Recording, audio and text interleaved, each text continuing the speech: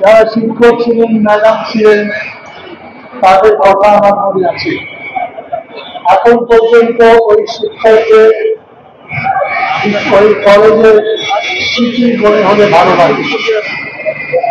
মানুষের এই অভ্যাস সবসময় আছে, সবসময় সে তার স্মৃতির কাছে যেতে চায়। আমার বাড়ি বগুড়া, ওখানে মাল্টিনগর প্রি প্রাইমারি স্কুলের আমি ছাত্র ছিলাম। আজ আমার বয়স ৭৫-এর বেশি, এখনো পর্যন্ত আমি সেই স্কুল খুঁজে বেড়াই। যেখানে স্কুলটা ছিল সেখানে স্কুল নাই।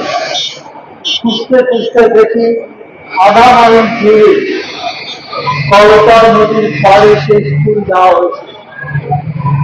যখন জেলে আসি তখন বিএনপির জ্যেষ্ঠ যুগ্ম সাধারণ সম্পাদক রিজভির সঙ্গে কথা হচ্ছিল।